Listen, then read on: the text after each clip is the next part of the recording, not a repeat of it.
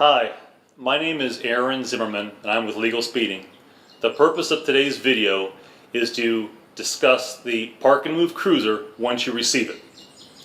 When removing it from the box, you'll notice that there are four things that you want to address.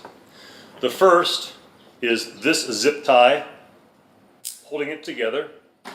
There's a second zip tie that is holding onto the threaded rod. And then as you lift this up, you'll take off the foam and discard that. And then finally, there's a small wooden block that you can just slide out and discard. And now the Park Move Cruiser is ready to be set up. Now that the packing material is removed, we can simply rotate the threaded block this way.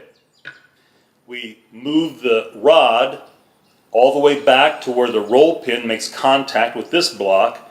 We lift up on the middle of it, and then we simply thread manually the rod into that block there. Just a couple threads. And now the Park and Move Cruiser is ready for use. I'd like to cover some of the features that it has. First off, you'll notice on the center lifting bar we had these two lifting blocks. Now, we made those square because one, it increases the area of contact, plus it gives us a lot more surface area, increased friction, bike's not going to move. We also included these guides on each end, and as guides, that's what they do. They simply guide the Park and Move to properly orient it underneath your bike when lifting. Another feature of the Cruiser is that we use the same casters that we use on our other models that are custom made. They have a dirt and dust cover on top, as well as seal bearings for low to no maintenance whatsoever. Another item that you'll notice is this small roll pin. And what the roll pin does is simply allows you, remember when we set it up, it allows us to back the threaded rod out without exposing the thrust bearing that's inside this block. But also, if you're moving it around and you pick it up, it's not going to go everywhere. The roll pin, non-load bearing, there's never any strong weight or hard weight on it, only when you're doing this.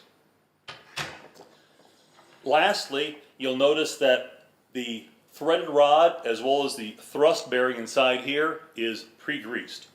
While we put a good amount of grease on it, it's good every once in a while just for a normal maintenance to check and make sure that there's no corrosion or rust or a buildup of dirt on that. The final section of this video is to talk about the actual usage of the Park Move Cruiser. In other words, raising the bike up and down.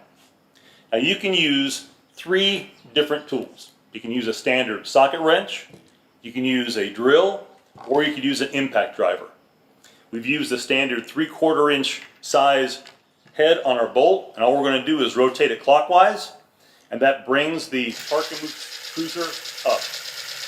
Now you'll notice that the two lifting blocks parallel each other, but they're also rotating so they can orient themselves with the frame of the bike.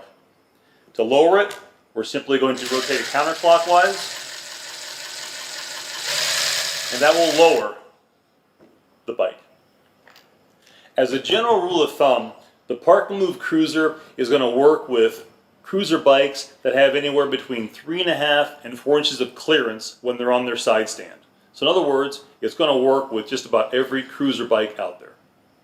Thank you for watching today's video. For more videos on the actual usage and demonstration of the Park Move Cruiser, please visit our website, legalspeeding.com.